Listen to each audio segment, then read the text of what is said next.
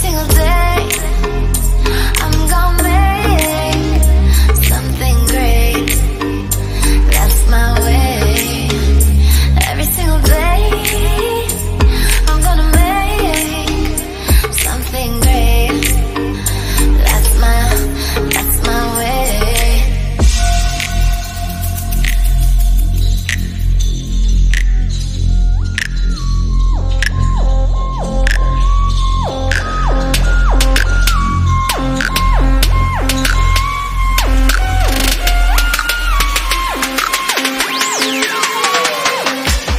Mama baby.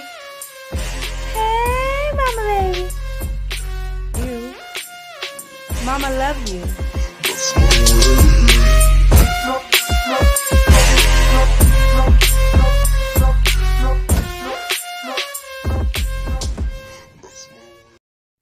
What's up, y'all? Hey, y'all. How y'all doing today? It's your girl, and I'm back for another video. Okay, y'all. So I'm about to get ready to do this Q&A that I promised y'all I would do. I have 4 questions. So I'm gonna answer them on this Q&A. My mama's not here, so she won't be in this video. So y'all have to catch her in the next video. So and some more videos coming up. Stay tuned with me and my mother, and some more other videos with me and another person as well. My first question is, how long does it take before your blood sugar become normal again? So,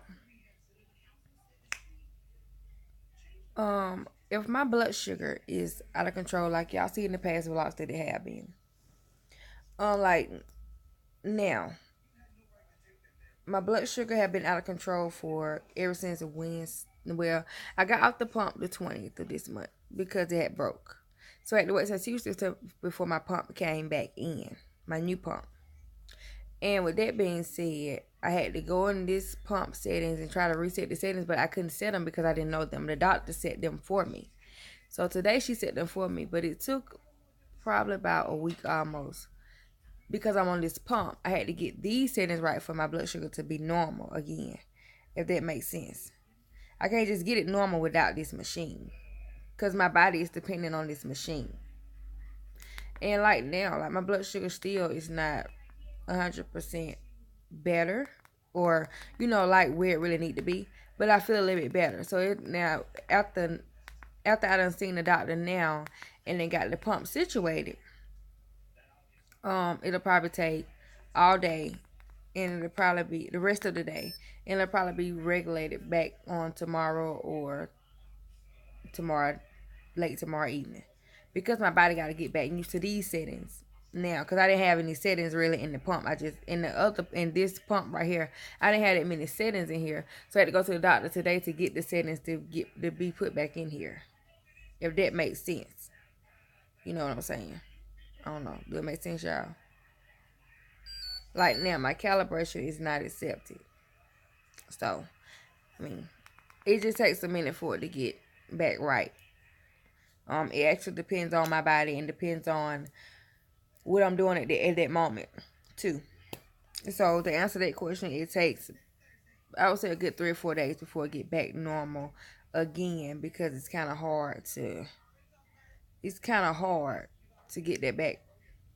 It's just hard to get it back right when it been off for so long, So I don't know, y'all. So yeah, it take about 3 or 4 days. Okay, question number 2. How long have you been a diabetic? And this gonna sum it up into 2 questions, because this girl asked me 3 questions into one. Her name is Sean J,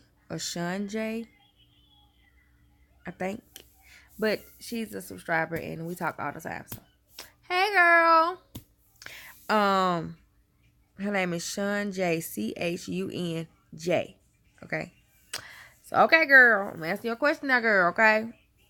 So she asked me all 3 of those questions in the one I just answered, and then she asked me, how long? I mean, yeah, how long have you been a diabetic, and then it occur, and did it occur when you was pregnant with Kayla?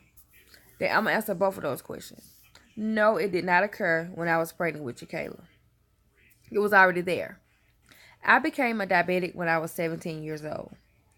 I was at school, and for some reason that whole week I had symptoms of something. I didn't know what was wrong. I was at school. My eyes was red, my fingertips was numb, I was thirsty, I couldn't swallow nothing. It was horrible. I kept having to go to the bathroom. I kept having to do this. If you hear noise in the background, it's my baby. Okay. But yeah, so it was horrible. I couldn't do anything. I could chew my food, but I couldn't swallow it. If that makes sense. So, I went to school that morning and I told my mom, I said, Mom, I really don't feel good. Like y'all remember on that video the vlog yesterday, where I was telling y'all I didn't feel good for like a lump right there that I was swallowing. That's the same lump that I actually felt at the time, and I didn't know I was a diabetic. So I was 17 years old at school. Just going to school. I still didn't feel good, but I still went. Okay. So with me going to school, I'm like, well, Mama, I don't feel good. And she was like, well, you want to stay home? I said, no, I go. I told the lady in the cafeteria. I went in the cafeteria that morning. Cause that's where we went every morning when we oh sorry, I saw my mouth. When we started classes, and I was like, well, can I get an orange juice? For some reason, I just feel like I just needed like an orange juice, but I didn't keep in mind, I didn't know I was a diabetic, so I just drunk. That's all they had was orange juice or grape juice. So I was like, well, I'll just get some orange juice, whatever. So I got the orange juice, and I drank the orange juice, and I just started feeling really lightheaded and sick. Like I was swallowing it, but it'll stop here. It wouldn't go no farther. So I got the orange juice, drank that, and I sat there and I said, "Oh Lord, I just do not feel good," and I just passed out. They contacted my mom, and she took me on to the hospital. I got to the hospital. They hooked me up to insulin so fast, so fast. I was lucky to be alive at that point. The man said, ma'am, do you realize that your blood sugar is 986? I said, no, I'm not no diabetic. Well, my mama was like, no, she's not a diabetic. He said, are you sure? She said, yeah, I'm sure. So symptoms I had was numbness of the fingertips, eyes was red, constant urination, constant thirst, and I couldn't swallow nothing. So, and my vision was blurred. My eyes were bloodshot red every day, but my vision was like blurred. Like I couldn't really see that much. So they finally told me that I was a diabetic, type 1 at that. I stayed in the hospital for 2 weeks. I was so determined about my schoolwork till I called the school and asked the school to tell the teacher to bring me my schoolwork. I needed to do my homework, you know. And they was like, "You're gonna do it. You're gonna get it did, you know." But no, I wanted to do it right then. But when they finally got my blood sugar under control, I finally went home. But I went home on 12 shots a day. So it was a blessing just to be alive. And I went from 12 shots to no shots a day to on the insulin pump. But I was on a different pump. I went on this pump. I was on a whole different pump. Whole different pump. Not this same pump. And when I got pregnant with Kayla, my diabetes really wasn't horrible when I was pregnant with her. They actually were pretty good when I was pregnant with her. I had to see two doctors. I had to see a regular pregnancy doctor and a specialist, a high risk doctor. And they both were awesome. So yeah, I had to call in every day for the whole time I was pregnant with Kayla. I had to call in every day for my blood sugars. I had to tell them what my blood sugars were. Do this, do that, do that, do that. And that was annoying. So when I became a diabetic, I was 17 years old. And I've been one ever since. I'm 27 years old now. it have its ups and downs. I mean, at the end of the day, I still manage, you know. And so yeah, like I still manage. I still do everything normal. I do everything whatever, whatever, you know. Being a diabetic, and I just found out I have congestive heart failure, which is it's okay. I mean, I'm fine with it. I'm okay. Like I'm not gonna let it get me down, cause it's just a name. God got the final say so, you know. But to answer your question, I found out I was a diabetic at the age of 17. And no, I did not find out when I was pregnant with Kayla, but it was already there when I was pregnant with Kayla. So they also checked her for diabetes too, but she didn't have it. She just had Down syndrome, and she was born with the hole in her heart at that point. But as time went on, she accumulated more health issues. But like I said, it's just a name. God got the final say so. Okay. And my last question is by Andrea Deneen. Andrea Deneen, I think. Hey, girl. What is your biggest challenge with Kayla? I don't understand what you mean by challenge. Is it good or bad? But I'm going to answer both. My biggest challenge with Kayla is basically just getting her where she need to be. Not telling her that she's different. You know what I'm saying? Like, I don't want to feel like she's different. I want to feel like she's like everybody else. And that's how I treat her. I treat her no different. Kayla don't even really hear the word Down syndrome come out of my mouth. Because I don't want her to get that in her head like, well, mama always say I have them. No. We don't really say that word in this house. You know. You may see me post it on social media, so but me physically saying it, nah. I don't want her to think that she can't do this because she have that. You know. Because you can do it. And I just want to just be able to be the best mother I can be to her. You know, I have different challenges with her, like especially with health issues. That's one of my biggest challenges right there is her health issues. I want her to be okay. I will do whatever I gotta do to make sure she's healthy. And some days I cannot help the health problem that she have. I can't help it. All I can do is just be there for her, comfort her, do this, do that. But I ain't gonna lie, y'all, it gets stressful sometimes. Because when Kayla first was born, I had to sleep. I didn't sleep, really. I still don't sleep now. Sleeping on a breathing machine and all that stuff, sleeping on all that stuff. Going off in the middle of the night or something like that, that's a lot. Stop breathing in your sleep in the middle of the night, that's a lot. You never know when you might roll over to a cold, stiff baby. That's not going to be a good feeling. I don't know have anybody ever experienced that, but I can only imagine that's not a good feeling. To put your baby to sleep and then wake up and she's not even there no more. She cold. She's stiff. She's dead. No. That was my biggest challenge with her. With her breathing in her sleep. Like, stop breathing in her sleep. Now, she do that now.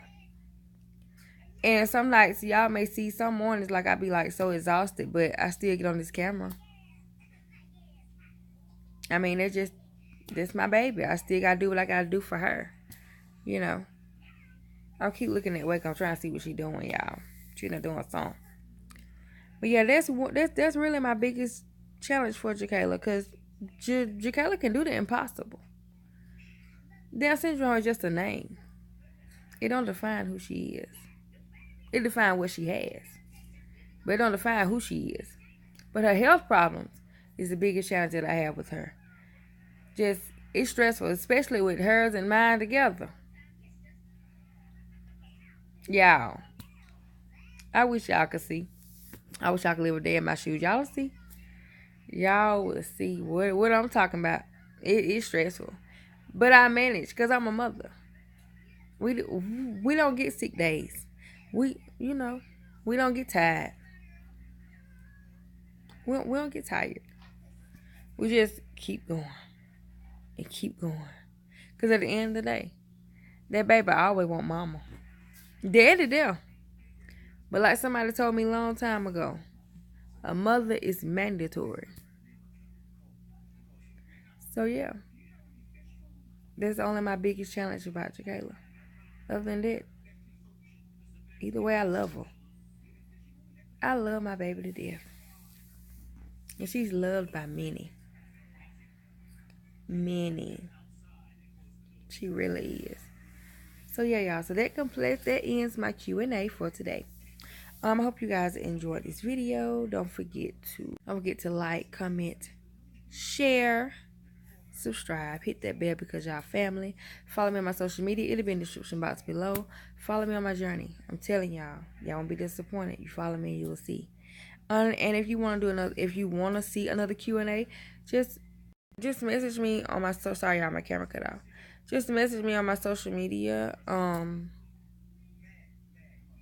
Or you can message me on one of my videos. You know, I'm a person that reply really fast, so you ain't gotta worry about me just letting the video just sit there and linger.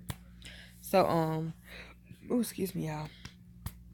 So yeah, y'all. So just if you like the Q&A video, just inbox me questions. I'll do Q&A. I don't care how many questions is here. I'll do them. You know. But I love you guys and thank you guys for your support. I love y'all. So and don't forget to stay tuned for the other vlog. Check out my vlogs if you haven't. If you haven't checked them out, check them out. Some of them really hilarious, and some of them emotional, but most of them are funny. My mama, most of them, my mama is so hilarious. She loved the camera though. She love y'all. I'm telling y'all, she love y'all. But yeah, y'all. So I will catch y'all on the next vlog. Okay, bye y'all.